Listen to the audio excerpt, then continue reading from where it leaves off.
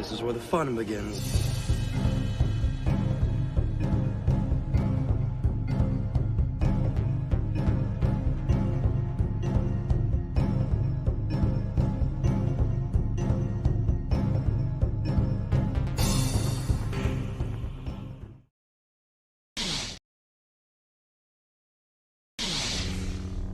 Are you sure? So be it.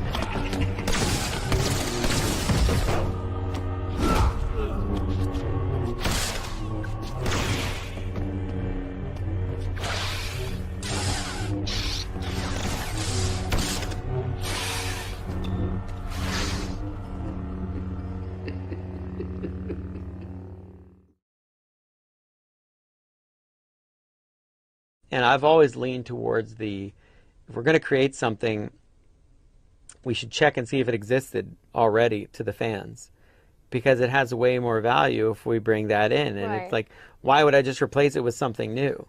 So if we're going to do an admiral, if we're going to do a big military leader, yeah, I could create a new guy, sure. But what about Thrawn?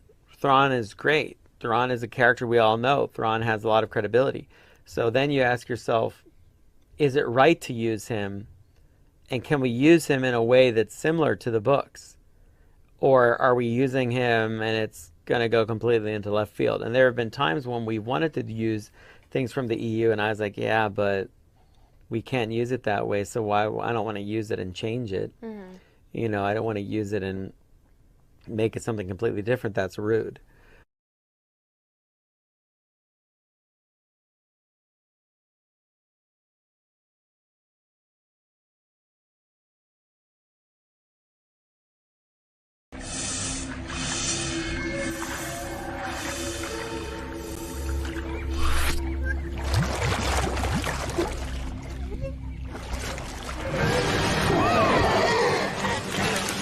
Did you miss me? And welcome to CAF Chat. Yeah, we're meeting a little bit later on in the day, but oh well, we're here, and I'm so glad to be here with you guys today for our community and basically maybe California, I don't know. It's California Indian Days, basically. And the local tribal community where I reside and stuff had their walk of pride. So it happened this morning. And so I wanted to participate going on this walk and, and visit with family and friends and stuff. And so this is why we're a little late here, but that's okay. Right now they're at the tribal gym and doing cultural presentations and all that. And I'm here with you. So I'm so happy to be here with you. First of all, what's in your mug?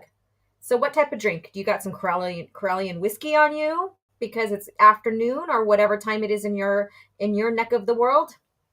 Or do you have a little bit more coffee? Is it one of those days where you need more than one thing of coffee? Let me know in the chat. What are you enjoying as we are sitting here coming together to chat Star Wars? And for everybody joining in, 12 beautiful souls as everybody hops in. I'm sure the numbers are going to go up more. Please hit that like button. Please share out that we are live here, especially now that we are talking about the Chiss. The subject today is the Chiss, basically unknown regions. I will get more into the unknown regions next time we talk about the Chiss. This is part one. There's so much to talk about with these species. They're so intelligent. Of course, I'm the only one home using my internet, and it wants, ever since this update, it wants to act up. Sorry about that. And then we'll also talk about the Cringe Factor, which isn't really going to have to do with anything with Disney, Star Wars, but it's debunking something that is being said about an Infinity's comic. So let's see who's in the chat. If you're catching the replay, hello everyone, and thank you for catching the replay. And please let me know what you think and comment below on the topics we're talking about. Melissa Lord, channel member, thank you so much for tuning in with us. I've only got jazzed up a little bit. I'm still in my outfit from today, from this morning. So you're catching me. And this right here, this whole entire outfit that I'm wearing, yoga leggings and stuff, is made by Chokecherry Creek, and it's a native artist designer. So I'm repping their design. So Melissa Lord's here, channel member. Hey girl, O.G.Starwars. Hello, I'm so happy to have you here with us. I'm just a subscriber. CAF chat. Yes, thank you for coming in and joining. Gordon, hello there. I thought my time was off. No, it's not. We are just, and I don't have no earrings. Oh well, I'm critiquing myself. I'm sorry, you guys. We had a community walk of pride today, just celebrating, California Indian Days, and now I'm here with you. Razvin is here. Fakoni, Steeloni, Steeloni, Steeloni, Steeloni. That's pretty cool. Okay, this is where the fun begins. Yes, and if you guys follow me on Twitter, I've been doing a lot of Revenge of the Sith, like sharing of behind the scenes bloopers, all of that. And then I was asking, what is your favorite? What is your favorite quote from Revenge of the Sith that can include the novelization? So if you guys want to share that here, what is your favorite quote from Revenge of the Sith, novelization or movie or both? I know there's a lot. It's like that show is phenomenal. When it comes to Star Wars, it's my second favorite. It's almost tied with my first favorite, which is Return of the Jedi. Yes, I'm a Return of the Jedi person. So here we go. And then Soul Assassin, hey everyone, smash that like button and become a channel member. Yes, and I will get more details on why you should here pretty soon. So stay tuned for that. I didn't get my clip done for that yet. So I'm sorry for that. Gordon says, how wooed, how wooed, how wooed. That's your favorite quote? How wooed. Disney Thrawn was a popcorn fart. And there's a lot of critique about that. And what sparked me to really want to talk about the Chiss today in our conversation, and Exarchun Part 4 will happen next week, and then Part 2, the Chiss, will happen the following week. So we have a schedule going on here, you guys. So both are very interesting topics, and I'm so excited to share this lore, this lore with you. I'm very excited about this because as we continue to see all this lore come out, like in show-wise with Disney Star Wars, it starts changing the perspective of the original intent of these characters and what George and his company made before. So it's very important to have this right in front of you on exactly what the original intent was for these characters, these species, the Star Wars galaxy in general. So we're going to talk about Chiss today. So I did a special little presentation for you guys. Actually, it's a PowerPoint. I nerded out this morning after I got home because I thought maybe that would be interesting to have up to read as well. But that's just me. I go extra sometimes. And you guys are worth it. You guys are worth going extra for. And Keely Chow is here. Hey, everybody. And of course, if you're new to CAF Chat, this is all about sitting down and discussing Star Wars with each other, sharing questions, thoughts, sharing parts of the lore, all of that together. We go into Cringe Factor as well. So George Lucas era Star Wars, we end up comparing and contrasting with Disney lore as well. I think it's only fair to do that since now they had decided to basically toss aside the original true canon lore to do their own and creative freedom. And so it's always good to compare and contrast between the two and let you guys make your fair assessment on which one you prefer. However, this channel, we are the heart of Star Wars, George Lucas era. So thank you for joining. Good afternoon from Zaggerot 315. Thank you for coming in. What's in your cup? What are you enjoying this evening or afternoon or whatever it is the time is in your part of the world? Fractured Filter, another channel member. Good afternoon, everyone. Yes, good afternoon. Gordon says, I've always enjoyed going to local powwows since I was little. Thank you. I dance at powwows. So my family, mostly Native Americans. I have Filipino blood as well as a little bit of French and Spanish mixed in there. And grew up dancing, grew up with the culture. I just love the internet. I don't know what's going on here. Let me see. I make sure I'm connected to the right one for the stream here. Yeah. Ever since my computer updated, I need to go back and check things out. My internet now is acting up, even though I got it resolved. If it's not one thing, it's another. So I apologize if I get digital on you guys. But yeah, so I dance at powwows, all of that. I have my regalia, I do beadwork, make moccasins, leggings, everything that you see that a woman dancer would wear in Jingle. and even for fancy and stuff. So I know how to do all that. I've taught native dance for 15 years and I grew up dancing. So that's a little history about me. Yeah, just being a little bit transparent with you guys. Dominique Powell says, good afternoon, everyone. There's always the Thrawn trilogy and afterwards where the tutelar antagonist is taken seriously. For anyone who wants the real sequel trilogy, it's the Thrawn trilogy. We could debate about that because for me, the sequels are the New Jedi Order. So, or you can even say Legacy of the Force, because Legacy of the Force is when Fate of the Jedi is when, or that Legacy era is when you start seeing the torch being handed down from Luke Skywalker and his sister and his brother-in-law to the grandchildren. So, that could be a nice discussion sometime in CAF chat. And what do you think? What do you think is the real sequel trilogy? However, I have to find that quote again, and I will, and I'll put it on my Canon, PowerPoint. But George did say, and we know George has said things and then contradicted them and then go back to originally what he said. He said a lot of things that even his company had to correct. But he did say at one point that the novels and everything that happens after Return of the Jedi are basically the sequels to the story. So I will find that quote and I will share it on Twitter again and then share it here. Diddley Squat says, I'm about to enjoy dinner. Awesome. I love that big old happy cheesy smile.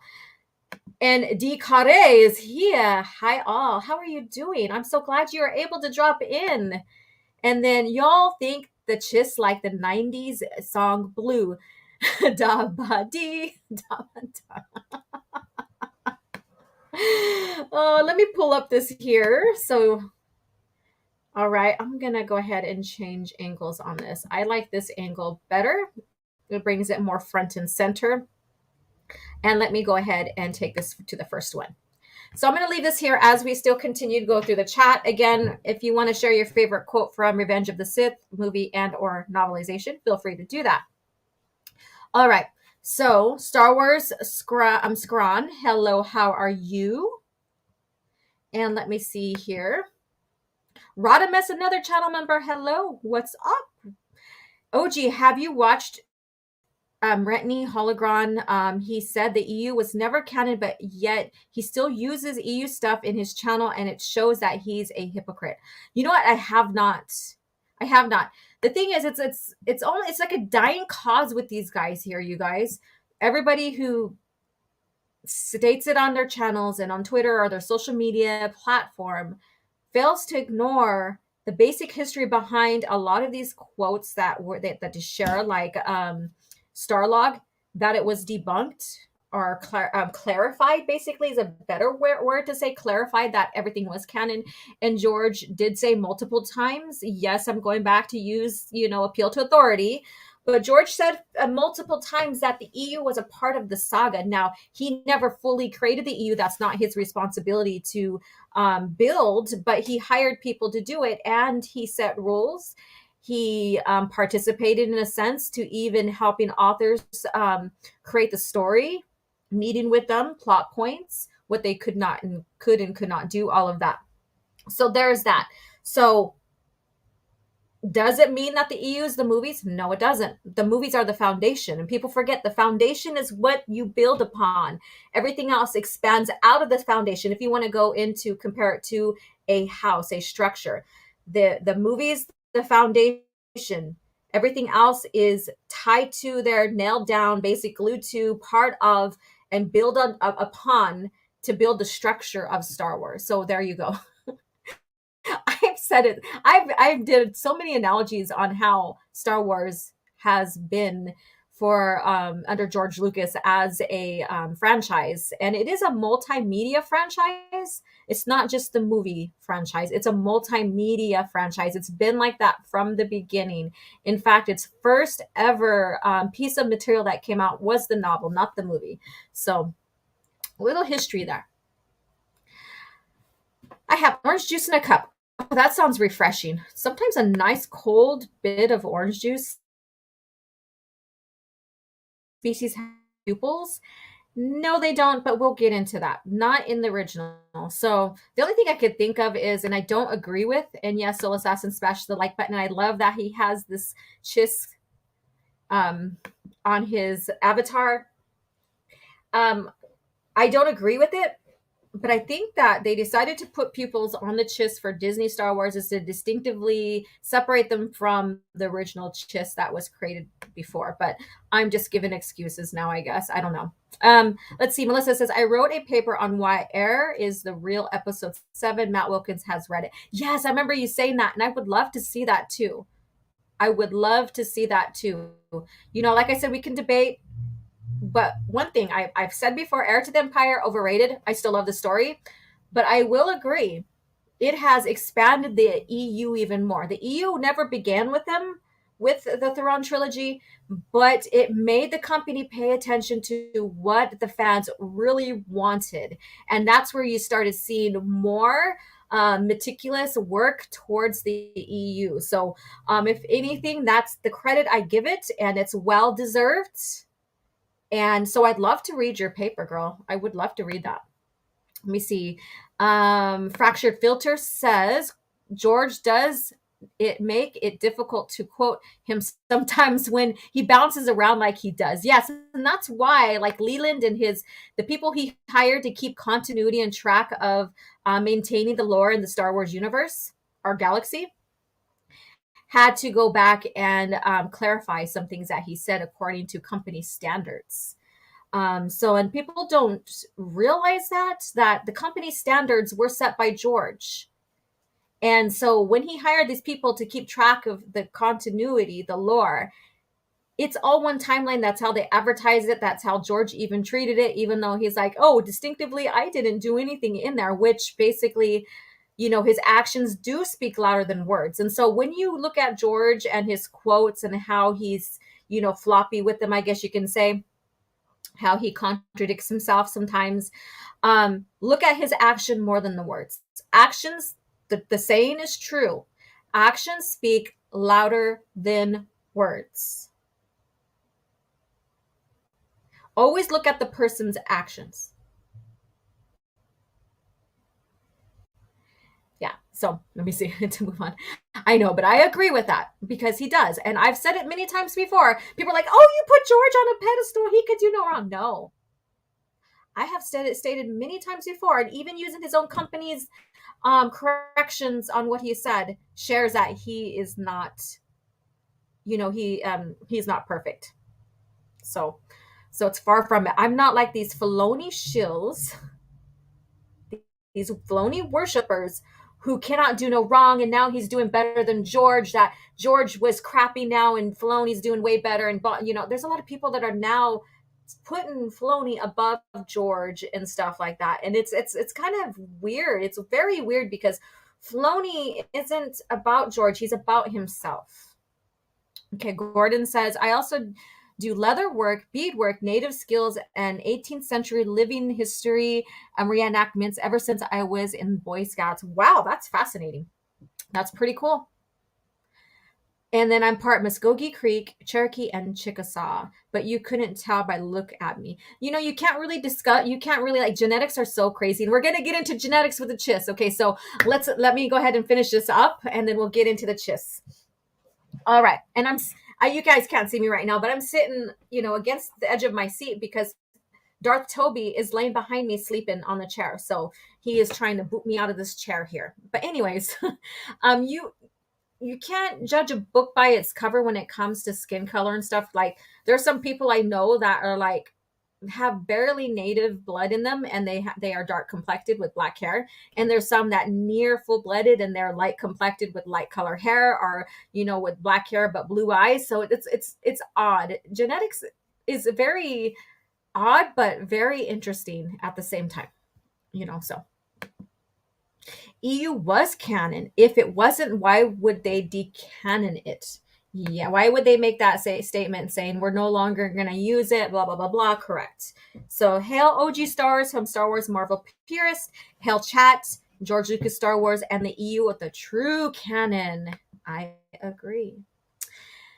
Jim, hey, what's up? Anyone else here compare the Chiss Ascendancy to Israel in the sense it's surrounded by hostile neighbors? I have never thought about that one. So, interesting analogy. We'll get a little bit into the territory. Like I said, this is part one. I'm hoping only to have part two, or two parts, sorry. And then because there's a so about Thrawn. And so this Thrawn is not the main subject here. The Chiss is. So we'll go with that. However, we can throw Thrawn in the discussion because he did a lot. He's the most popular, influential character, regarding the Chiss. Star Wars Scran. A lot of people really don't want to believe that George considered the EU as part of the saga. Even when shown proof, they say that the quotes are outdated, but yet they share outdated quotes. Which is kind of like, what? Okay, so mine's outdated, but yours is not? Even though like the latest one is from 2017 or 15 or something like that. If I got, I think it was 15, not 17. So I correct myself. And he also said the EU runs parallel to the movies. That means it's the same timeline, the same world. Yeah, and then Leland comes and says that even that is not true, that it's all one timeline. So very interesting. It's not a parallel. All right.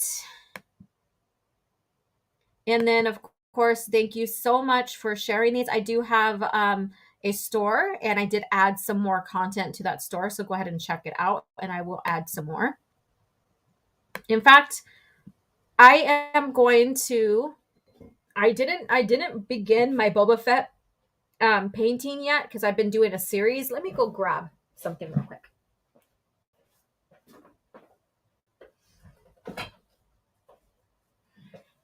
All right.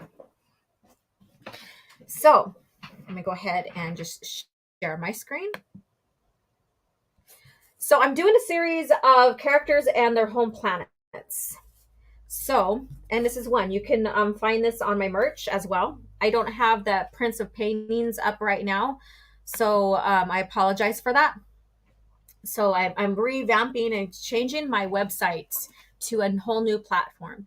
So I do have prints for sale. I just don't have them advertised.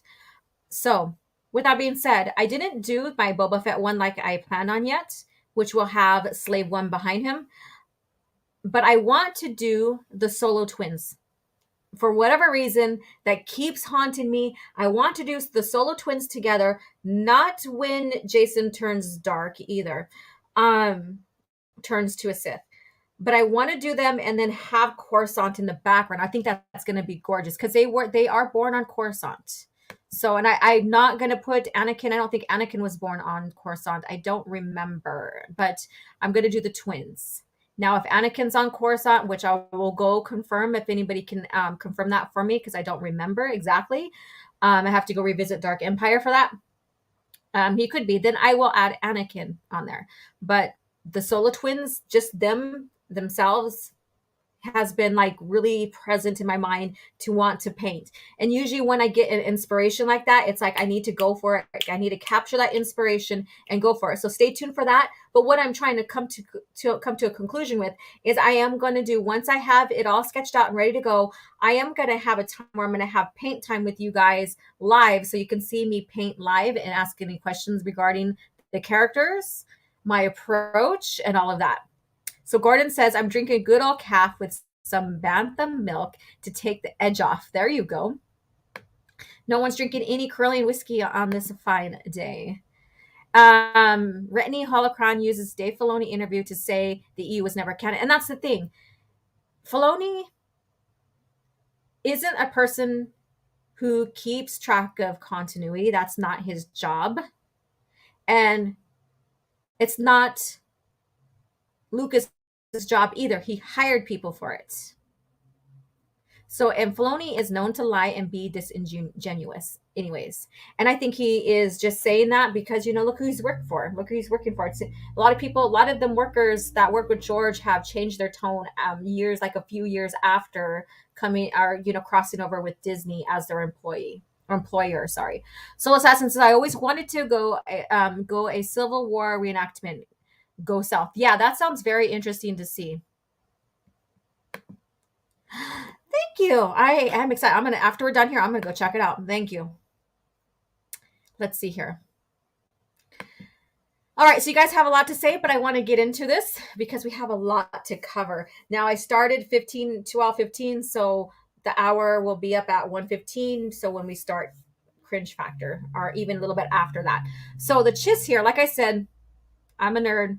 I did this PowerPoint for you guys. I think it's awesome to present. And if you follow me on Twitter, you're going to see that many people got upset about me sharing the physique, the biological physique of the Chiss. And I compared it. I put up the information, the lore, and I put original Thrawn versus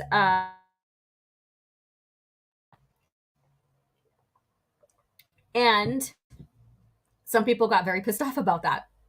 And I was like, dude, and they're like, oh, how dare you insult the actor Lars and blah blah blah. I'm like, first of all, I'm talking about characters, not the actual actor. However, if they want to keep up in continuity, then maybe, just maybe, they should have hired someone or had Lars, get in better shape. That the same critique. I'm not a hypocrite. The same critique was for Tamora Morrison. So, but it's like, if you're going to play this character that the species are known to be physically different in physical structure and prowess, all of that, then maybe you should get someone that matches that, right? Or maybe you should encourage the actor to train to portray that character. Just because in 9ABY, Thrawn in the Disney lore is older, and not by much, I guess you could say, but older, doesn't mean that he's going to let himself go. He's a Chiss. Chiss are very disciplined. They're very physically active. Their physiques are more advanced and physical advanced than humans, and we'll go through that. And I do have a super chat here, so let me go ahead and scroll down for that. So I know you guys are all talking here, and I will honor some of your guys' conversation, but let's go ahead and get this before I forget. $10 super chat from Abu Nas. Nice stream. Last night, I got to catch part of it while I was working out, and then the connection failed on me, and I just put on some music. So I'll catch the replay later. I'm so happy that you're doing the Chiss. Teach phony Filoni how to portray what a proper badass looks.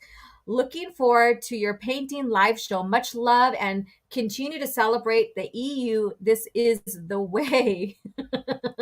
I can't believe you use that phrase. This is the way. Kind of failure there, but thank you for the $10 super chat. All right, so here it is. Chiss, the region they're from, the Chiss Ascendancy in the unknown region. And we'll kind of discuss a little bit of the unknown region. I want to get more into on part 2. The planet is Scylla. So I used to call it Chisilla, but it's Scylla. I don't know why. So that's just my mistake, and I'm sorry for that. And let me put this up here because I think that's pretty cool. Maybe. Yeah. No, that's in the way. Okay, never mind. Okay, and then they're offshoot of humanity, humanoid-like. So we'll get into this, but how they got to the unknown regions is a bit of a mystery because there's no record. So we'll get into more of that here. They are a sentient type being. They have black hair. It could be blue or black blue, I guess you could say, and even silver. So silver is a rarity. And what that means is that if it's just hair, it's rare for them to go gray. But when it does, that basically shares that they had produced like intelligent offsprings and stuff. So there's a ranking with silver hair. And their skin color mainly blue, but there is instances that the skin color is silver. So, and we'll get into why the skin color and the hair and the eyes are the way they are. We'll get into that some more. And their eyes also glow like a bright red. They don't have pupils whatsoever. The eyes glow red. That's what makes them menacing. And they have above average night vision, which makes them distinctively superior to humans in even that. So when you get into the Chiss lore and you go and learn about them and stuff, they are superior, more superior than the human race in Star Wars. So when people argue with me on Twitter, oh well, they're just humans and they're thinking about our reality, but we're talking about Chiss and humans in Star Wars. They're superior in every single way. So the language is chun. I don't know. I like some of these words I haven't heard on Audible yet, or if I did, I since then forgot the pronunciation, so I'm sorry. And Sai Bisti, Minnesat. So I'm going like a Filipino arranged there, Minnesat. And then other trade languages. So, if you ever read Outbound Flight and stuff like that, speaking basic in front of some of the aristocrats, that was a no-no. It was like an insult to them. They're like, why are you speaking that language to us? That's an insult. Male is 1.5 meters, basically rounded off to 1.6 feet in height. And then female 1.7, which is meters, which is 5.6 foot. So there you go. So that's the basic average. Of course, a woman can be taller too as well. So they're a bit maybe similar to humans in their stature.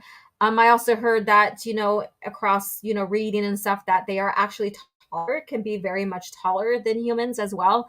So let's get into more of this. I want to see what you guys are saying. Let's see here. Did I read this one? It's hard to beat the thunder of cannons and crack the muskets and Oh, okay. So that's pretty cool. The smell of gunpowder and shooting, shouting orders, bugle calls, fife and drum, etc. Oh yeah, it's pretty interesting to see that. Like, even if you go to the reenactment of the Little Big Horn, that's another one that you guys should go see. What about the Jedi Academy scene when they're toddler harassing C-3PO from the hover sled? Yeah. Oh, that's another one. So I can't wait to start the painting and we discuss more and more about the twins and stuff. All right. I remember watching the Blue Man Group. And see, I appreciate the PowerPoint. Thank you. Like I said, I get nerdy. Okay, I'm nerdy like this. I just need my glasses. So this character here, and I'm thinking about when I go to my next doctor visit, I'm thinking about getting red glasses like this. Like for CAF chat and stuff like that. Being in character to my channel. I don't know. I know it's funny. You guys. I love amusing you guys, especially when I mess up on something. All right. So genetically, they are, and I have two RRs, offshoot of humanity. Both male and female Chiss tend to be more powerful built than humans.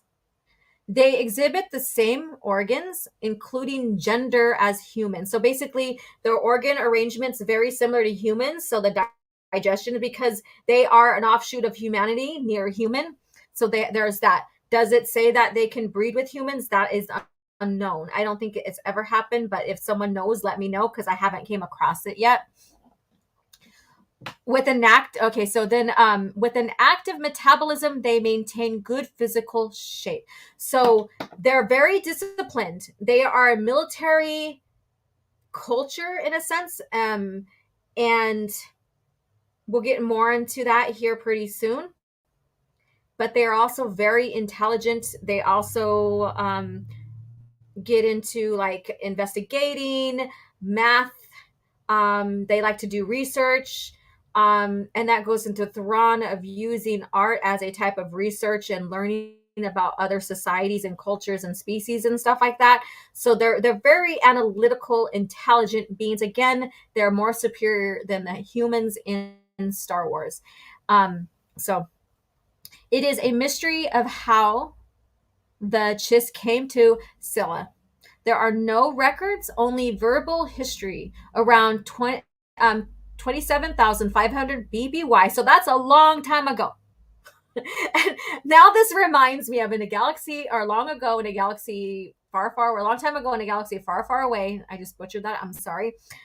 That stupid, someone sent me the clip, but that stupid droid, Hu Yang or whatever his name is, that is supposed to be very ancient. But my question is, how come you survive? How did you survive all these purges and stuff? Like, especially with Anakin Skywalker, if he knew you were valuable with information, why didn't you either get destroyed or kidnapped?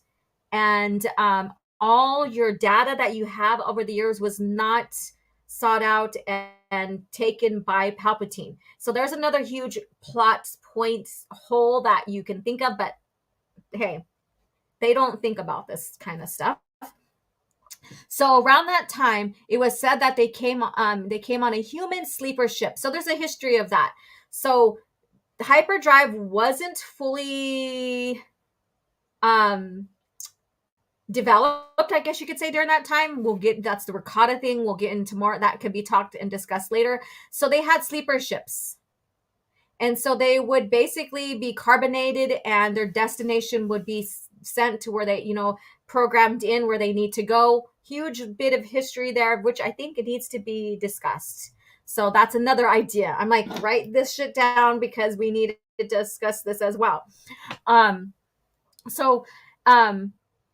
They arrived on Sela on a sleeper ship. That's what the history basically says. It's a verbal history. And it was said that the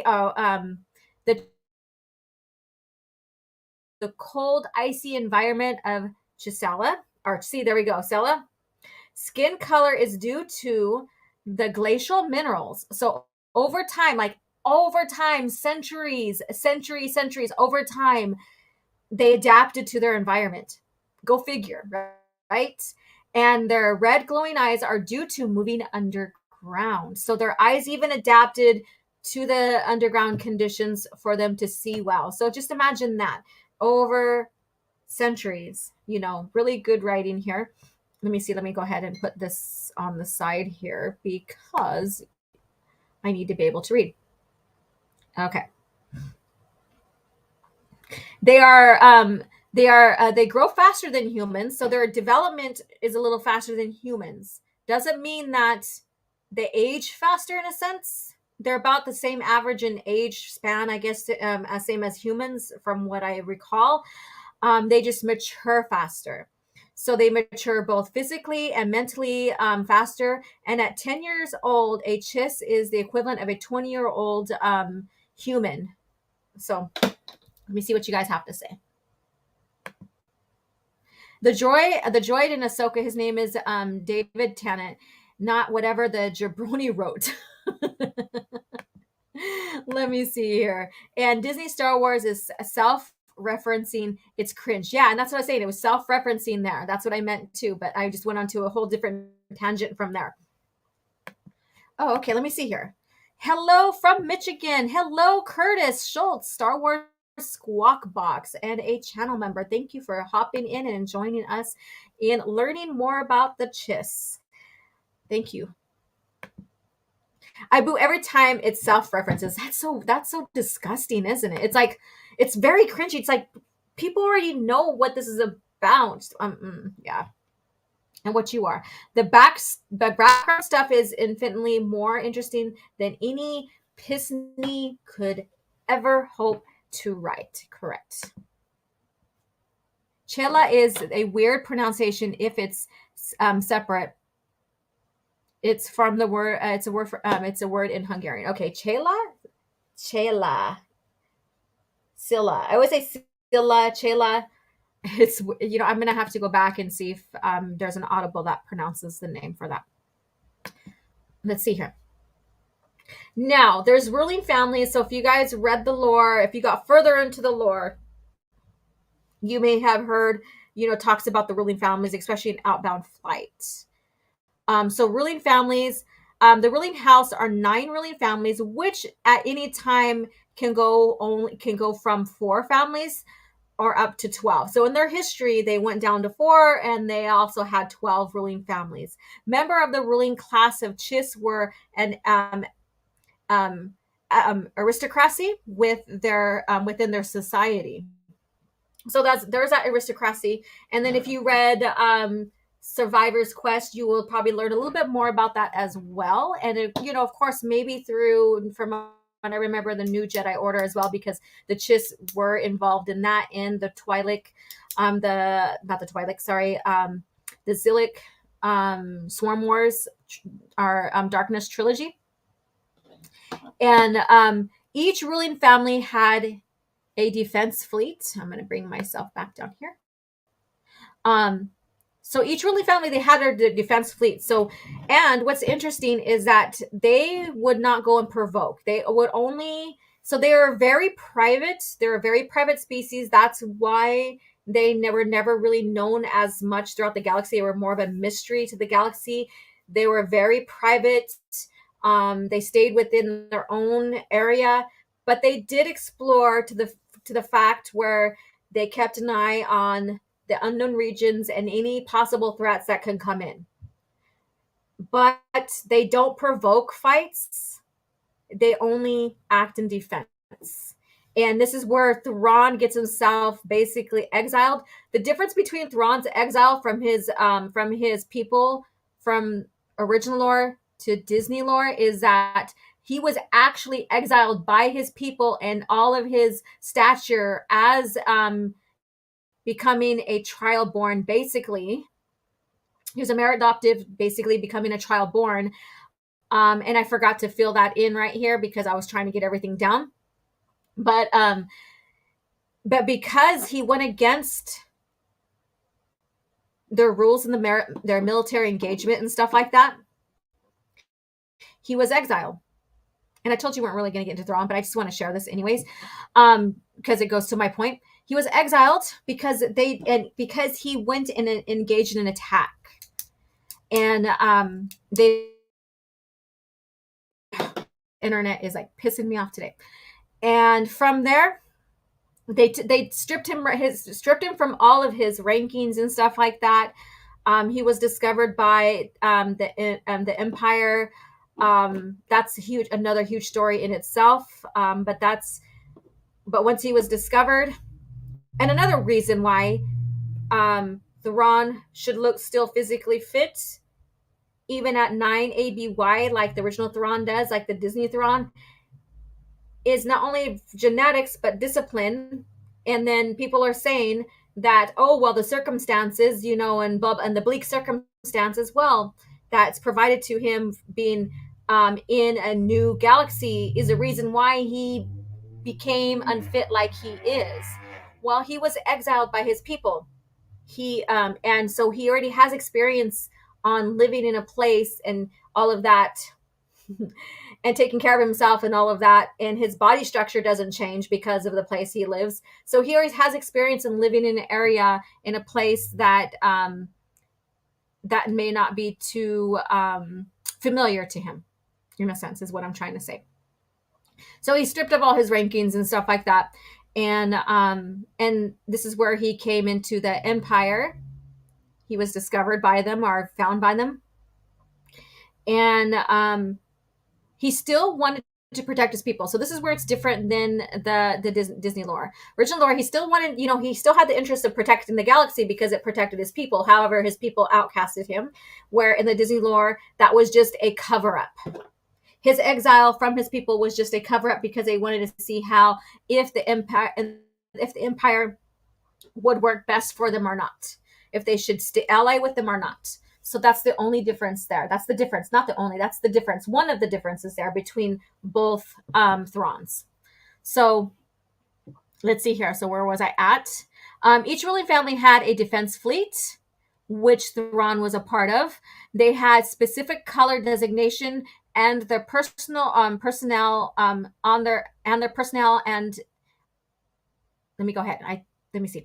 They had a specific color designation. Each ruling family had a specific color designation, and their personnel in their defense fleet wore the color patch on their uniform. So wherever, no matter if you're cousins and you're part of the defense fleet, siblings, you're part of that, ranking distant or trial born or whatever, you would wear the specific color to the ruling family that you represent. So that's very interesting right there.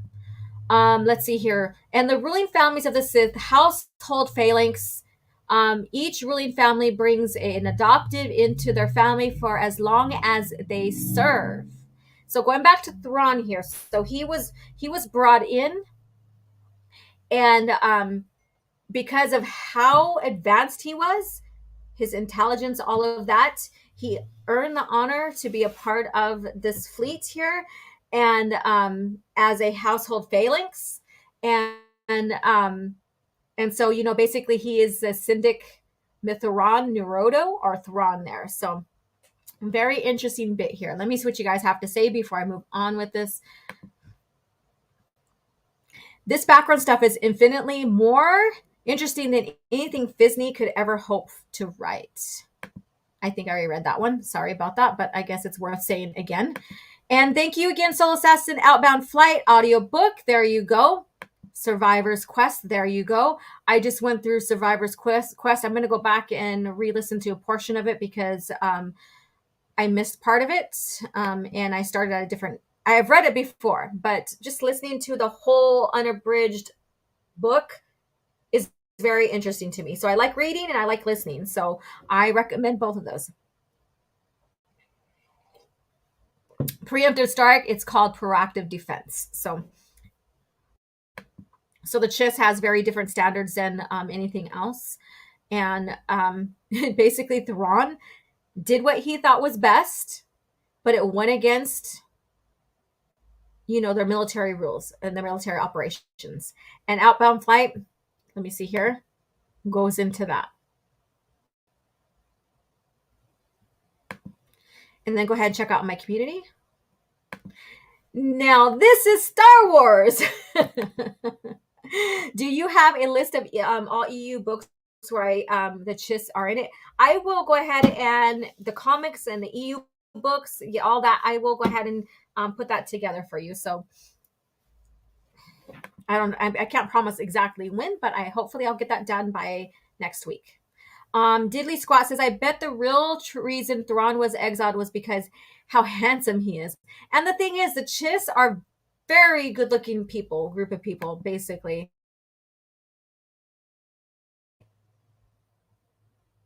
This internet, you're pissing me. All right, so let me move myself to, you know what, let me just go ahead and just give this full screen here for you guys, because we have the Chiss Ascendancy here. This is in the unknown regions, and I'm gonna go forward to show you the map. So I should have just put the basic map up by itself, but here's the galaxy. This is original galaxy. This is Star Wars one here, and here is the unknown regions with a very, very few places mapped. And I think Ilum is in the unknown regions, like on the edges of the unknown regions from what I remember. And then you have the Chiss Ascendancy. So let me go back, because this is going to get into the history. We're not going to get into all the tactical history and stuff and all the technological history of the Chiss until next week. I think it's very interesting and how they have their claw crafts. I guess it's called claw crafts, from what I remember. Chiss Ascendancy, Sela, Ice Court, homeworld, and political capital of the Chiss. Site of the city of Saplar, and the expandatory library. So that's the main one. And then we have Copero, the colony world and home of the largest Chiss shipyard. Now you can always get let me go ahead and grab it too. And I do have a little haul I want to show with you before we get into Cringe Factor. So stay tuned for that. So let me get the atlas for you, which I got to dig out of my pile of source books here that I have. Here we go. I'm always recommending these source books for your libraries so you have a better understanding of and can do your own research. And now this goes into the Hall of Knighthood, which is a collaboration with Open Airlock Policy, or TIM. We have about the same average of channel members, so we have a cross reference there. So if you're a member of his channel, not mine, and you're listening, become a member, because we're going to do a member live stream, and we're going to talk about all the source books that we recommend or to provide in your library. So we're going to have all of that. So here you go. The Chiss Ascendancy here. And as you go through this is a great source book of history of the galaxy as well. This is very well written, recommended to you guys to add to your library. All right. So where were we? We have Theron Sean fled there. So this goes for Corporeal. Theron Sean fled there in 3,629 BBY after betraying the Outlander. So there's a bit of history. There's a little history here. I'm not going to fully get into all of it now. Just hopefully it sparks your interest in expanding your knowledge and researching and reading, all of that. And then we have Sarvici. I'm sorry if I said that wrong. Colony world from where Shaf Orm Bintrano sent a message to the Jade Saber in 22 ABY. So that is from the what do you call it again? Survivor's Quest. And Crostai, colony world where Chaff Orm Bindrano later rendezvoused with the Jade Shadow en route for outbound flight. So these are like areas of the Chiss Ascendancy colonies, what have you. And then the readout, dense star cluster developed as an interstellar fortress by the Chiss, site of Brask Odo and the unnamed planet on which the outbound flight came down. So another bit of history there. Very interesting. And I like that some of it is just, that it's not named and it remains a mystery. Just like Yoda. And then Brask Odo Command Station, CEDF, space station serving as the beacon for the readout. So this little bit of this, hopefully you guys, can kind of understand, or like I said, get the atlas here. You can research all of that. I wish I had more details on here to point where. I comprised all my research last night with all my sources that I have. And then this morning, after I got done with the walk, I put together this PowerPoint. So if I had more time, I could have said, okay, here are these worlds, blah, blah, blah, blah. So we have Tanupe, captured from the Kilix during the Swarm War. So they also have Tanupe, so that's part of that. Thargo, site of the around the small moon, destroyed by rogue Jedi in 36 ABY. And then Arata Nebula, a nebula in which was the system that contained Ryger. Ryger is a site of a Chiss military academy in the Arata Nebula with 3 moons, the green-hued Asdroni, the forest moon Ryger 2, and the more distant blue tinged Rygar 3. So again, you can come back, check out this part of the portion of our conversation about the Chiss, have your atlas, and look this up. Very interesting.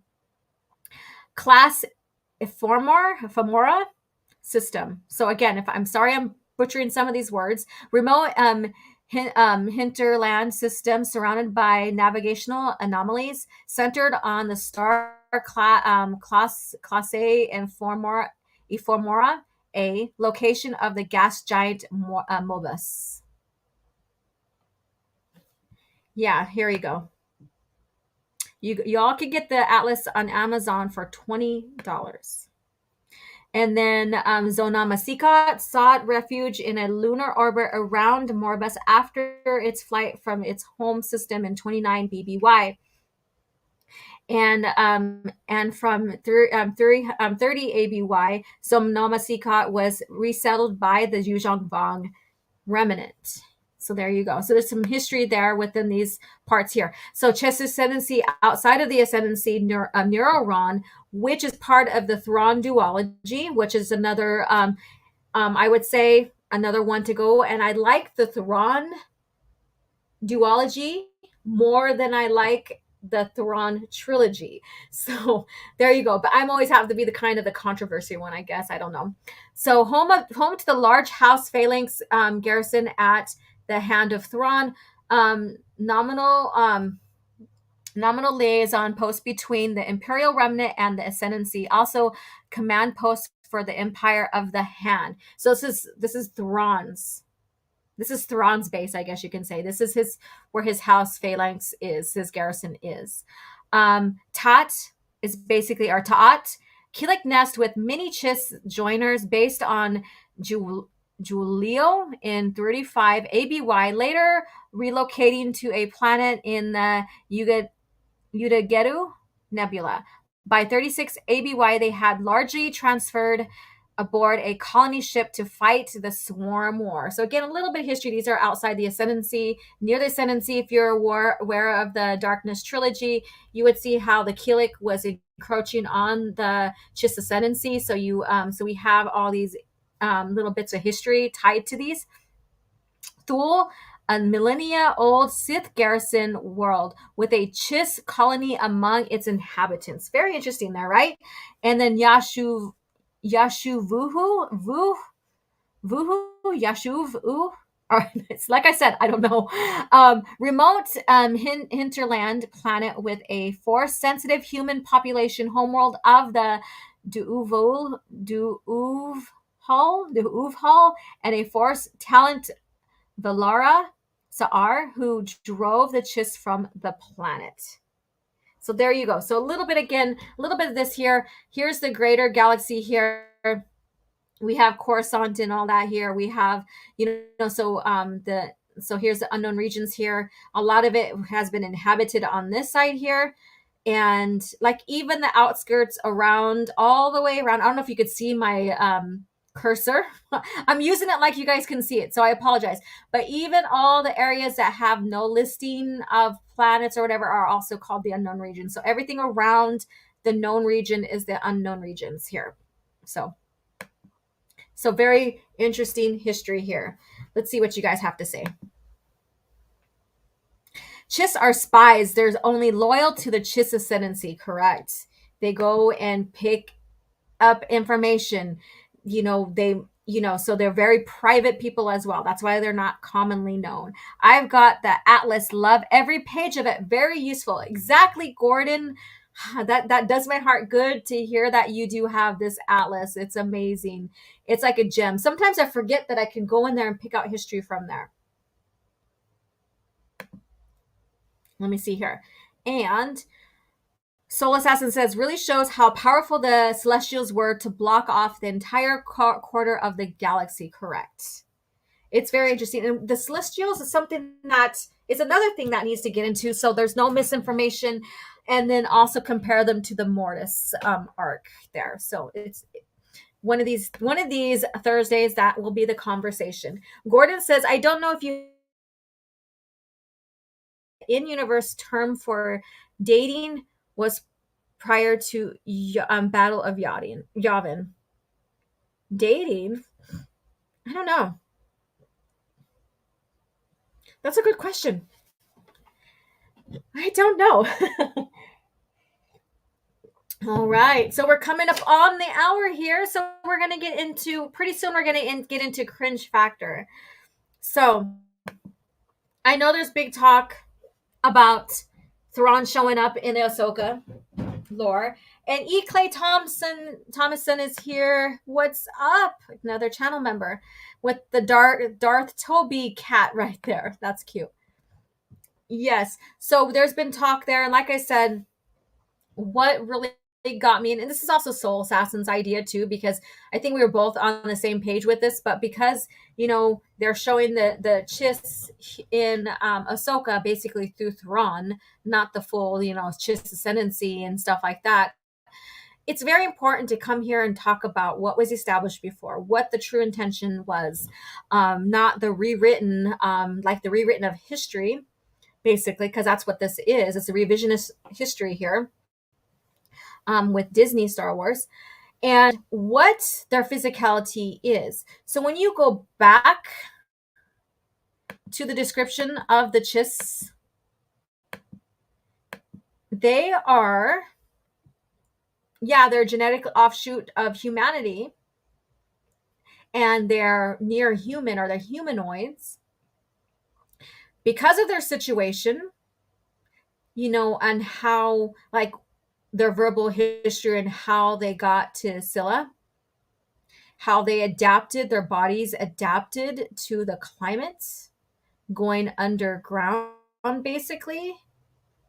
All of that, they became more superior than humans in even intelligence. And I think that's a great thing to point out. They have huge discipline. They are very militaristic.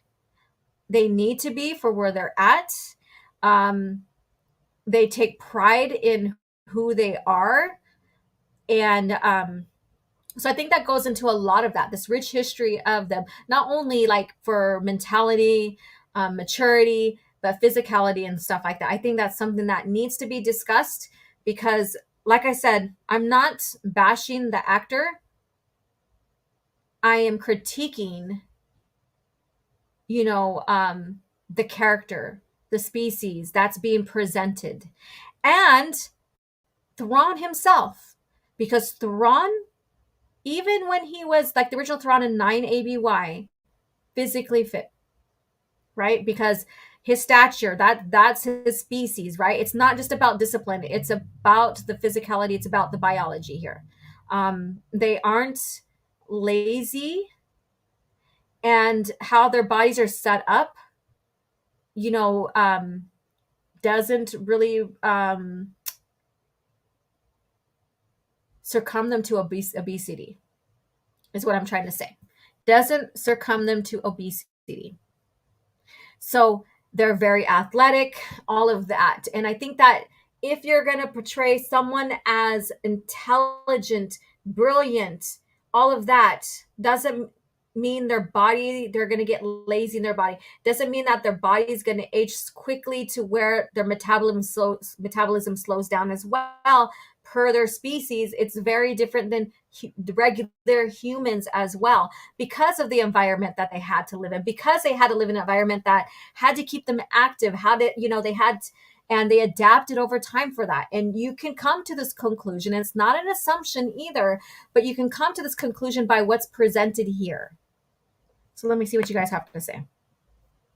I remember correctly, they used the Rusan Reformation as a reference point, yes, which happened 1000 BBY, and also the Great Resynchronization. So that's another thing to go into right there is, like I said, there's a lot, like I said, Star Wars in general, its history, we're talking about the Chiss right now. But when you get into all of this, you can link something to something in the Old Republic or pre-Old Republic.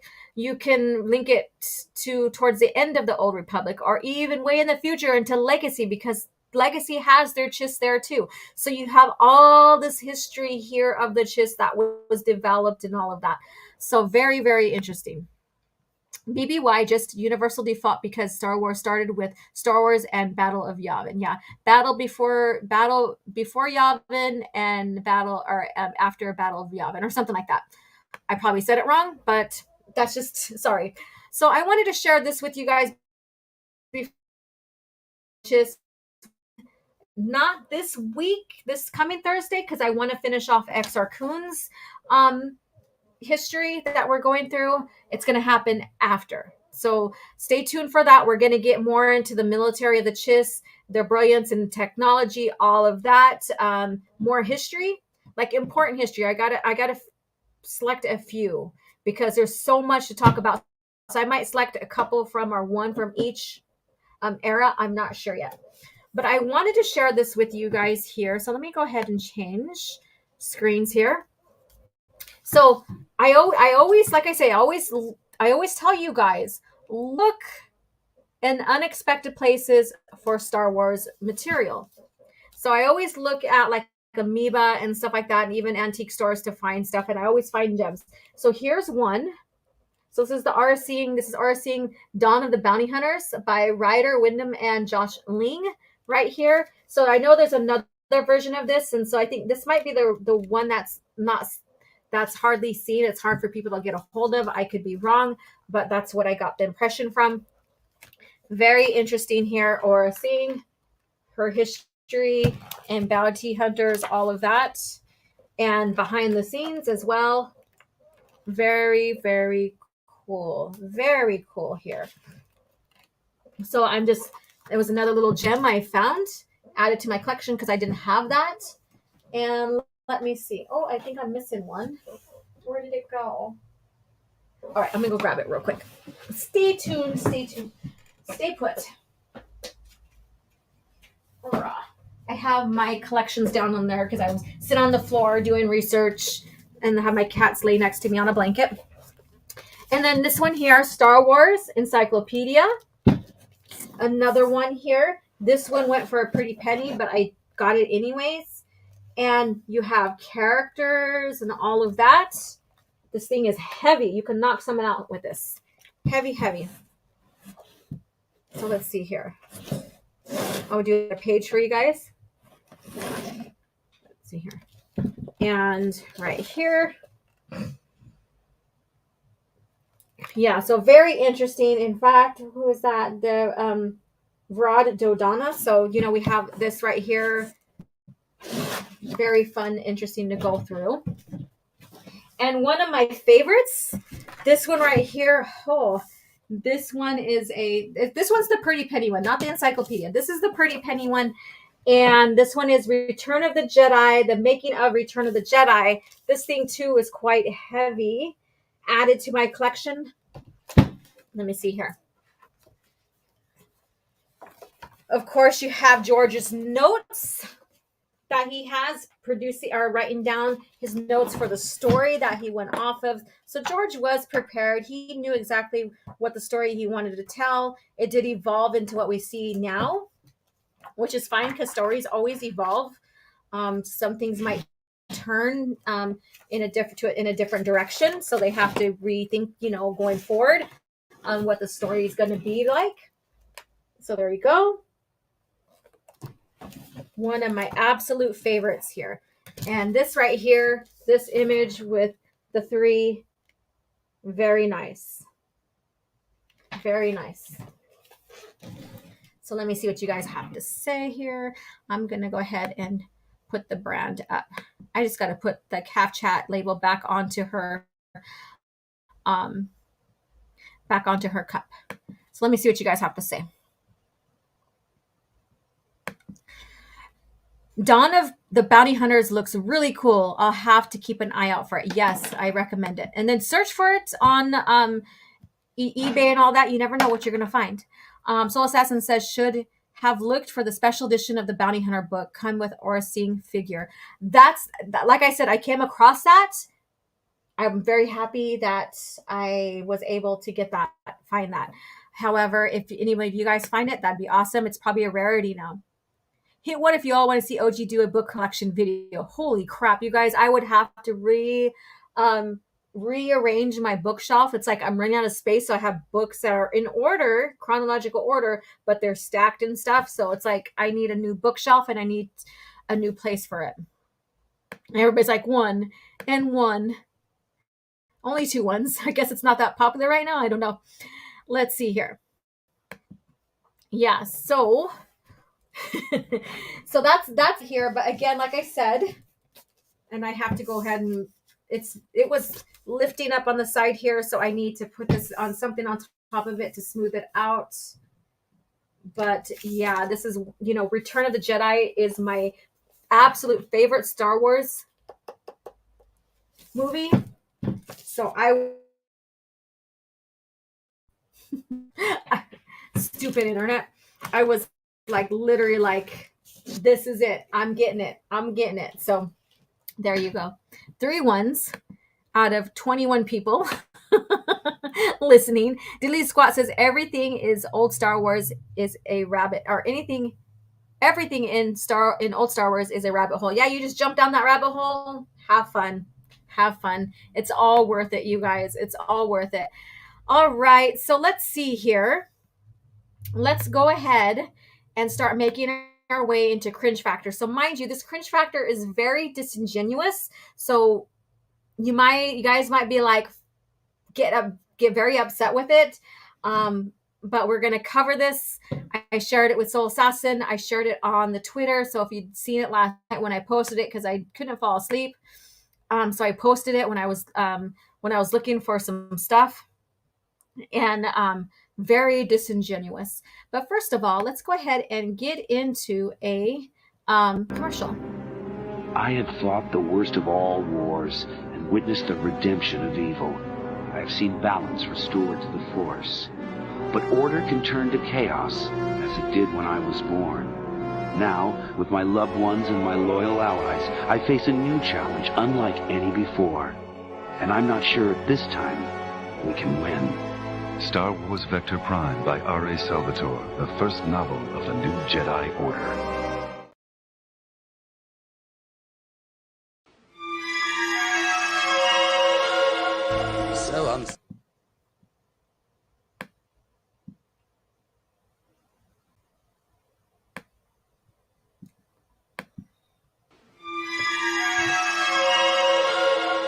So uncivilized.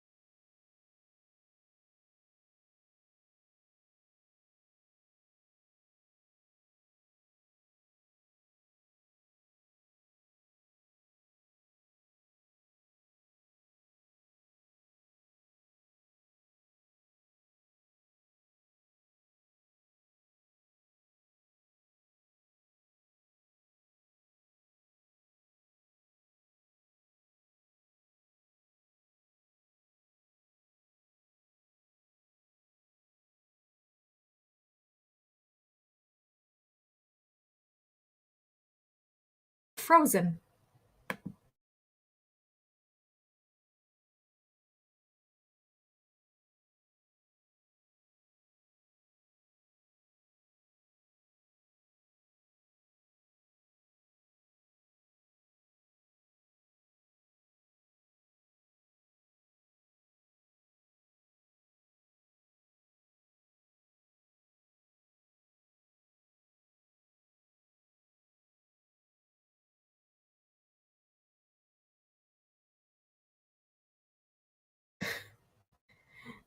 Streams all over the place here today. I know it is. I'm like, okay, everything went smooth and it stuck. It froze. It like totally froze up.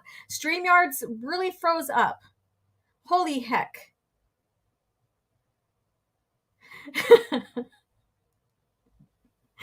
Oh my God.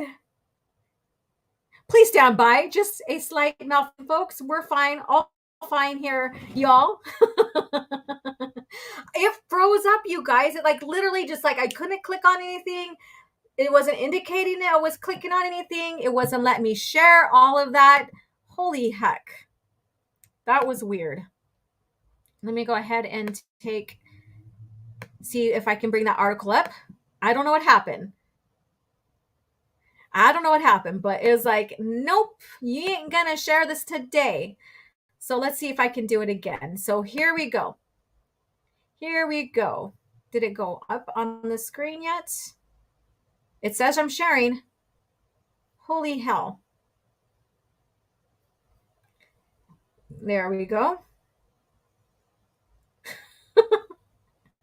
Oh my God, this is crazy. All right, here you go, you guys. Hopefully you can hear me now. Hopefully you can see it now. It's like nothing was clicking on my end for StreamYards. It wasn't allowing me to move, or it wasn't showing me that like everything was moving and clicking and showing and all that you need to do to cross between, get everything.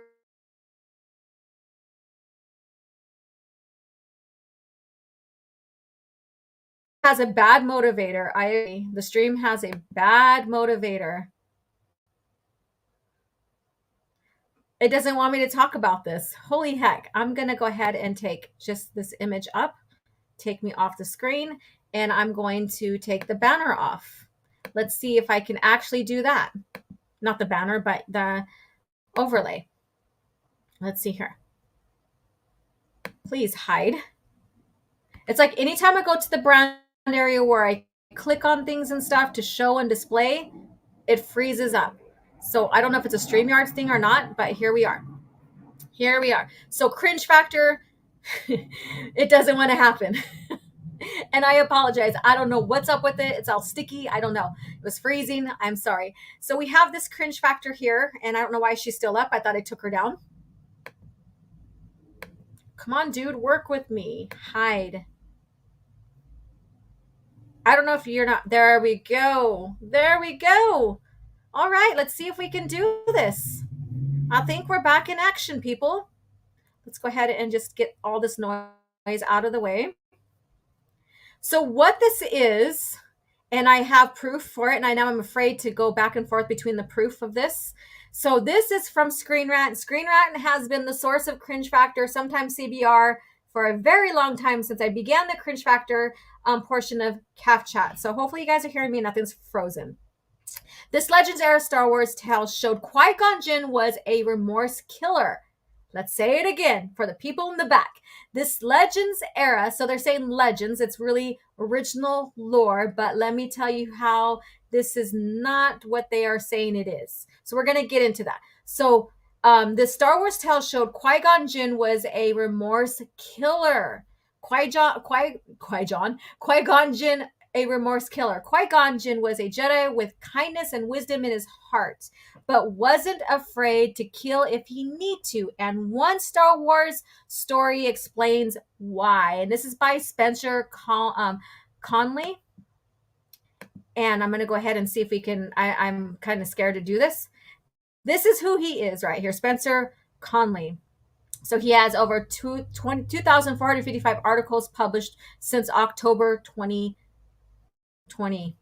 So 2020. So let's go back to the article. So this just gives us an explanation of who Qui-Gon Jinn is and stuff. So I'm not going to get into this. This is the comic he's talking about. Qui-Gon Jinn commits brutal murder or commits brutal murder in the living force. So so let's get into this right here. Let's see what you guys have to say. I'm afraid to switch between screens right now. I'm afraid it's going to freeze up, but hopefully not. Here we go. Hopefully not. StreamYards, you need to get your act together. We're all running smooth in town now. Let's see here. I absolutely loathe. And where did it go? I thought I clicked on it. Yep, I might just have to read out your guys' stuff instead of clicking on it because StreamYards is like not responding too well with this. I absolutely loathe that Legends title label. So StreamYard has a bad motivator. I vaguely remember that comic and Qui-Gon Wick. Qui-Gon Wick. Yeah, so let's get into the story and then we'll get into the crux of this, what this really means, what the story really is within the original in the original canon, in the canon itself. So in the Star Wars Tales #1 story titled Life, Death, and the Living Force by Jim Woodring, Robert Tyranisi, sorry if I butchered that, and Christopher Chuckery.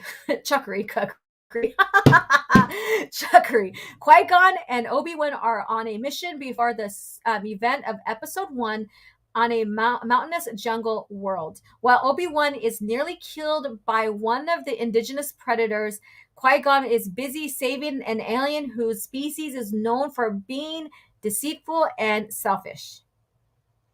So this is from original lore, but I'll tell you what this means to the canon here pretty soon. So if you're familiar with this, you may know what type of story this is and know how it fits in the overall canon. I will get to that. But this is going to piss you guys off because this person is very disingenuous on making it just sound like this is part of the lore in general. This is who Qui-Gon did, and he actually did this per canon. Qui-Gon offers him food, drink, and shelter, and the alien repays him by alerting some of the other members of its species to attack the Jedi.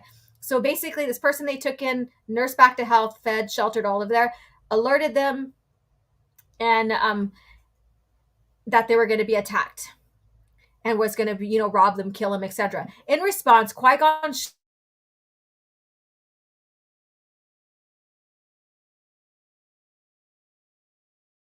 struck down the character, the saved, and did it without blinking an eye.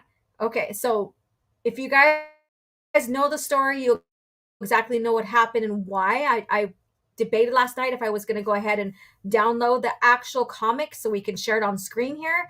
I wish I did now. I was tired. Yesterday I was up since 5-ish and taught 2 morning classes, had a lot of shit going on, went to the gym, did what I needed to do, came home, did my research, and crashed. So I was like, I'm done. I'm tired. We'll just discuss this. I'll show you what the story means to the overall lore here pretty soon. Qui-Gon is willing to, and this is how disingenuous this guy is, this article writer is about the story, because he doesn't reference when I'm going to tell you what the story, how significant the story is into the lore. Qui-Gon's willingness to kill someone even after he saved them was baffling to Obi-Wan. Of course it's going to be. And he asked his master why he should do something like that, why he would do something like that. Qui-Gon knew the alien would betray him. Basically, that's what he told Obi-Wan. Yet he nursed him back to health anyway, only to kill him later that night when the alien obviously attacked. So I think he was off on that. To Obi-Wan's question, Qui-Gon answered that his goal in life and that of all Jedi was to follow the will of the Force. So basically, this is why he killed him, is he was following the will of the Force. So keep note of that, and do as it guides. So following it, being guided by the living Force, not the will, but the living Force, the will of the living Force. Earlier that day, Qui-Gon knew that he had to help the creature in need, and upon his inevitable betrayal, it was his destiny to strike down the alien in order to preserve his own life, because the will of the Force told him to. According to Qui-Gon, following the light side of the Force doesn't mean pacifism. It means listening to the cosmic current surrounding them and doing what it says, no matter the situation, even if it means committing murder. So there you guys go. So following the living Force, the will of the living Force, even if on the light side, it's not passive, and sometimes it results into murder. So there we go. So this is what's going on here. In fact, later in the very story, Obi-Wan and Qui-Gon track and kill a beast that's cosmically linked to the dark side of the Force, despite the fact that it didn't try to harm them first. They went into its lair and killed it in cold blood. This didn't feel right to Obi-Wan, but Qui-Gon explained that they didn't act on what was right or wrong, simply that what was the will of the Force. That's why Qui-Gon Jinn was such an elevated Jedi. Why he wasn't influenced by the Senate or the Jedi Council, and why he was such a remorseful killer in Star Wars continuity. So let me see what you guys have to say with that. Let's see what you guys have to say with this overall story. Loud and Kyber Crystal. I'm going to have to read. I can't highlight. It's going to take its own sweet time. The evil AI takes over has begun. So this is original lore. I'll show you what it means to the overall canon continuity. I vaguely remember this comics, Soul Assassin says. So let me see here. All right. So if you guys are commenting right now, it's not popping up, but I'm going to go ahead and pull up that other article here. Let me see. Go back here. Let me see if that's showing on your guys' end. Come on, work with me. There we go. Yes, it's showing on your guys' end. So basically, if you guys are not familiar, there are Star Wars tales that were labeled infinities. Infinities means it's not canon. So here's the structure here. Star Wars Tales is a comic book series published by Dark Horse Comics beginning September 29th, 1999, and completing its run on July 13th, 2005. Each issue is 64 pages and features a few unrelated stories from various eras of Star Wars timeline. Stories from issues number 1 through 20 were retroactively labeled infinities. This story here is story number 1. It is infinities. What does that mean? It's not canon. Life, Death, and the Living Force, issue number 1. It's not canon. So this is where the person's disingenuous about the story here, because they don't do the research and they don't clarify that this is a what if.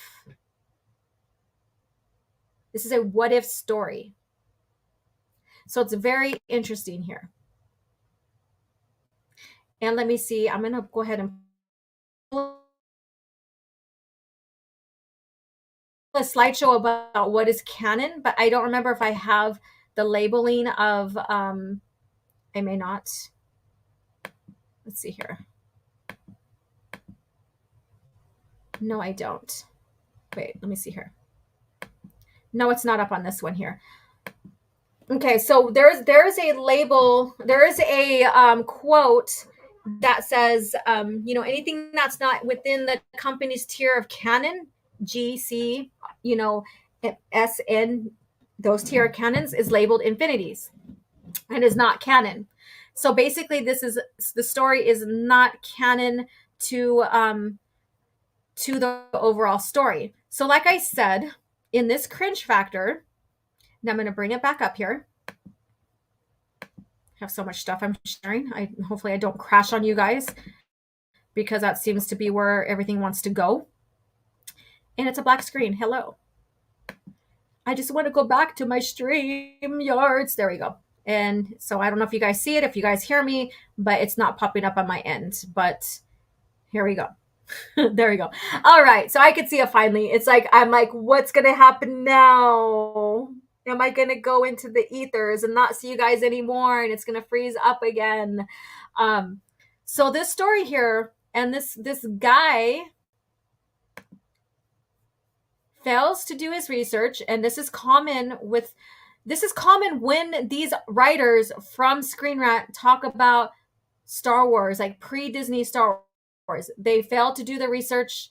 They put out this bit of story that makes it look controversy, makes it look like Star Wars pre-Disney doesn't know what they're doing, that their continuity is all over the place. It's very disingenuous. Spencer is very disingenuous here. But whenever they write about, and there's a few occasions that I was surprised by them, but whenever they write about the Disney lore and talk about it and how it's retconning or what it's doing, or this is the first time ever, is another disingenuous kind of phrase that they use.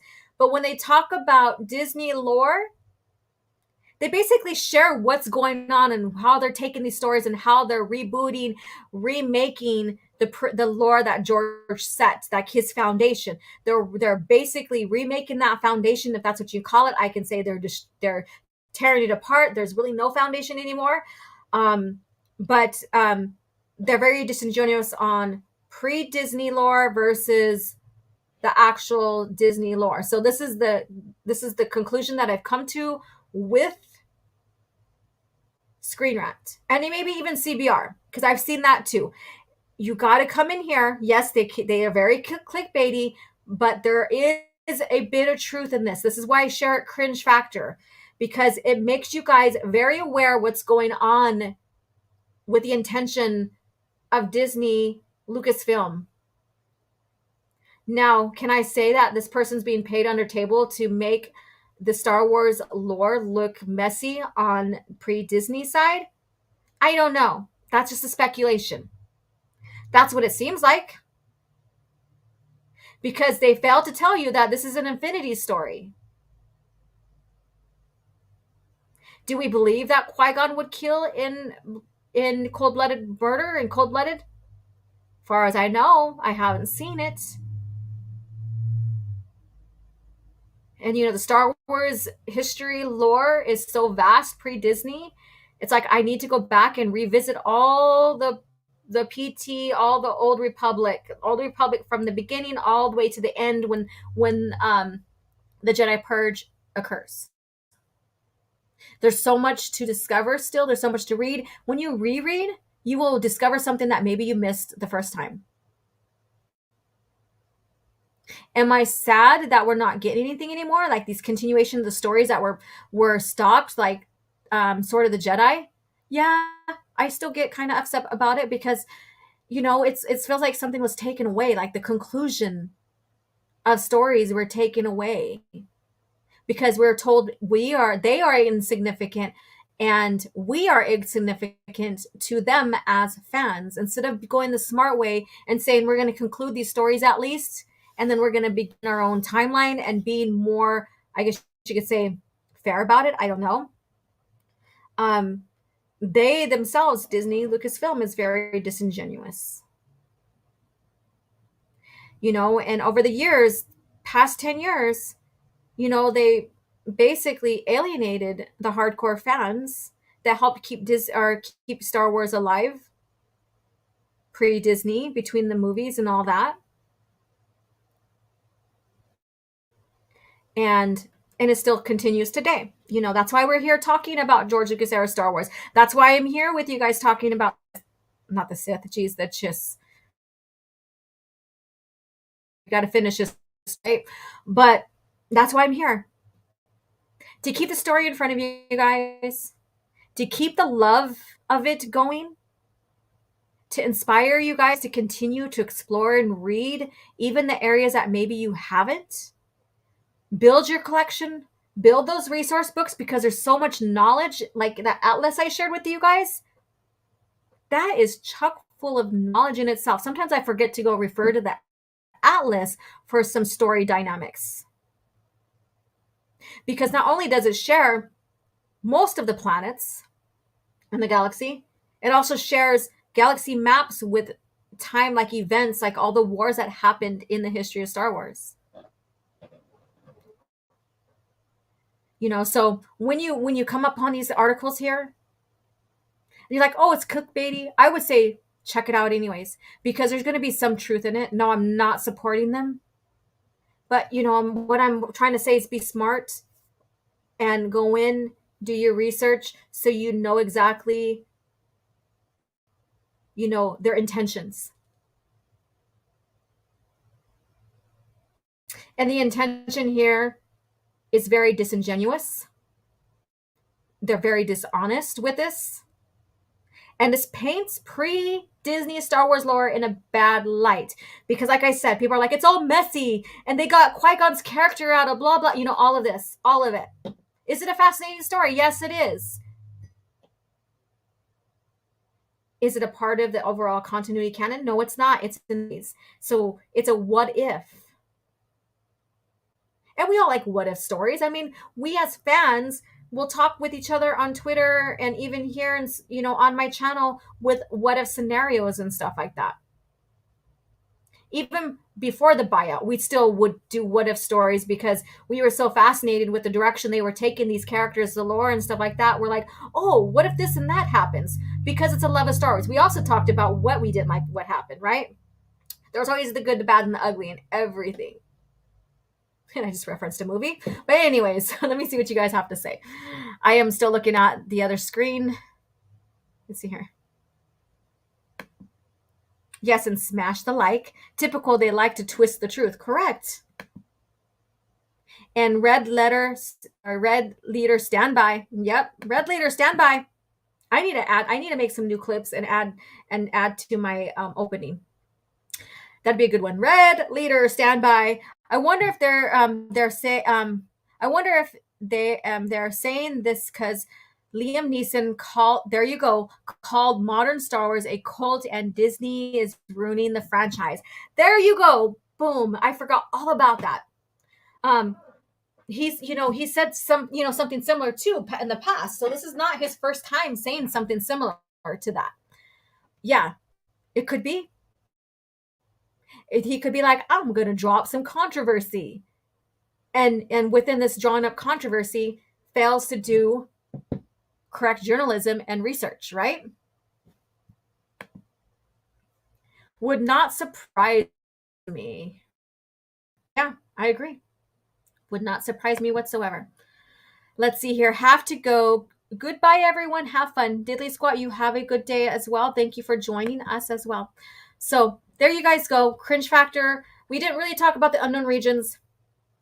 So let me look at the atlas real quick because I still have it near me. It's just buried under some books because I have like books everywhere now. It's like my art studio is more books right now than anything else, but I don't have any paints out, so it's not going to ruin the books. I try to keep that separate in a sense. So the unknown regions, very interesting region there. The New Empire. Let me see if I could find it real quick. Oh, my foot's falling asleep. Let's see here.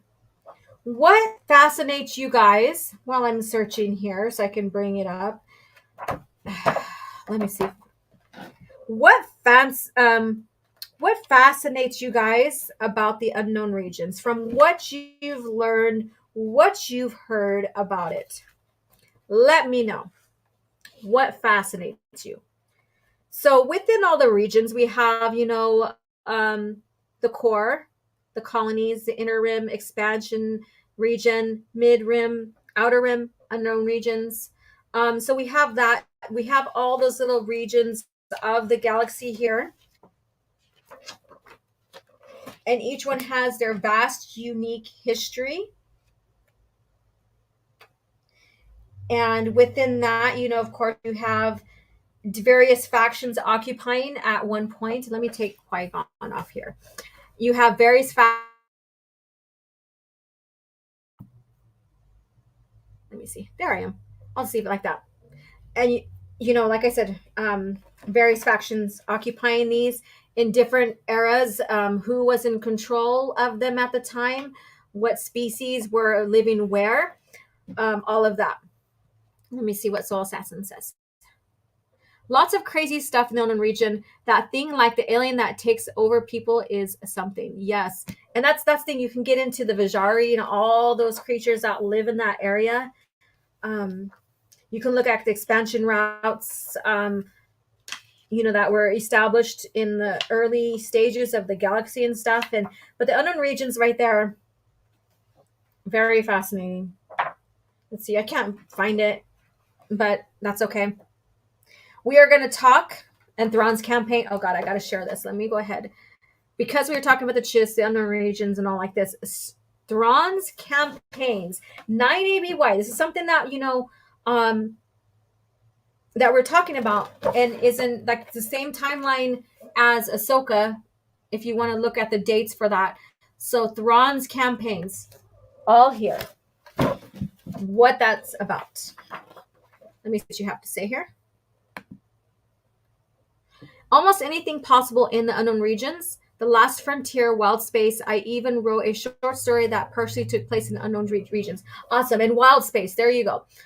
So you have all of those unknown places that, even when Luke was looking for Zonama Sikat, they were taking a risk jumping, doing their jumps to find the planet. And, that can lead to death, those jumps. So, and then you have the Dark Empire one here. Let's see here. So a lot of fun things here. So we'll get into more of the unknown regions, part 2 of the Chiss story lore. So next week, we'll go ahead and get back into Exar Kun and whatever else that I feel that we need to discuss will be added to that when it comes to Star Wars lore.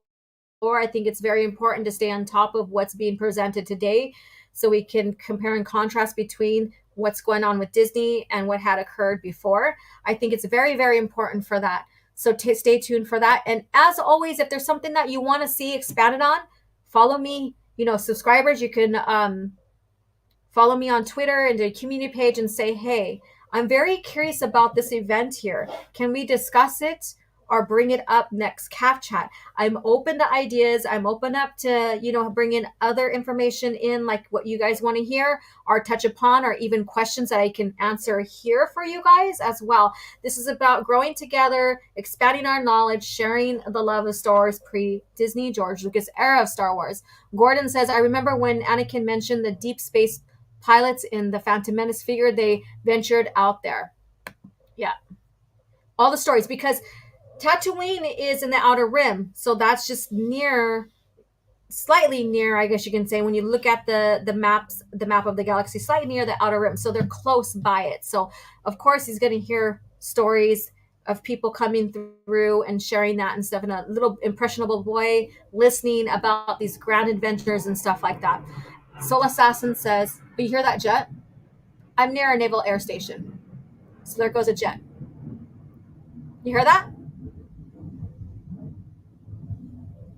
There goes a jet. Soul Assassin says, I think it's an old smuggler's trick to travel to the unknown regions before going on your true destination to avoid being tracked. Very interesting. Yeah, I could see that. Yeah. And I think that's where some of them we had contact with Thrawn from George Cardas. And then thank you, OG, for everything you do to promote the EU. You're welcome. All for you guys. We rise together, author Stephen Walton. Let's see here. Thank you for sharing that as well. And come on, dude, work with me. All right. And as the biblical saying goes, iron sharpens iron. There you go. So thank you guys again. So next Thursday, XR Coon Part 4. Any other topics? Cringe Factor is something that develops that night of or the night before. So that's always something that's introduced right before we come into, meet for CAF chat as well. Again, anything you want to see covered, I'm always open for options. I can always add it to the agenda, the topics, I guess you can say. And again, next Wednesday, the 27th, for channel members, become a member, you guys. We are having our Hall of Knighthood, me and Tim here on my channel, 7:30 my time. Talk about source material, all of that, how to build your collection, get it. And so meet us here. The link will come out here pretty soon for members. We've got to figure this one out, which way I want to approach this as a webinar or not. So stay tuned, members, and more information will come out to that with the link and everything. And then also CAF chat. And then I'm going to be out of town from Friday to Monday, from the 29th to the 2nd. So I'm anticipating still being on spacing, but that all depends on my travel time and stuff like that on the 29th. But this coming Friday or tomorrow, I'll be on spacing. I'm like, today's Thursday, Alora. So I'll be on the spacing. So catch me then. So a little bit of schedule there. I was looking at some of my source books here, and I am going to do another manufacturer shorts video. So stay tuned for that. I figured I'll do the one about the Chiss since we're talking about them. So thank you guys again. Please smash that like button on the way out if you have not. Please share the channel. Tell your family members who loves George Lucas era Star Wars or want to have something more new, more in sync continuity through Star Wars. Send them my way, and you guys have a good day. Prepare yourself for Star Wars, Shadows of the Empire. The evil Empire has struck back with a vengeance, and a new villain, the crime lord Shizor, schemes to replace Darth Vader as the Emperor's second in command. With Han Solo held frozen in carbonite by bounty hunter Boba Fett, it's the rebellion's darkest hour. Now, join Jedi warrior Luke Skywalker, hard-charging Chewbacca, and go undercover with heroic pilot Dash Rendar and his booming Outrider. But can Han Solo be freed and Shizor be stopped? Star Wars, Shadows of the Empire. Look for the authentic figures and vehicles from Kenner.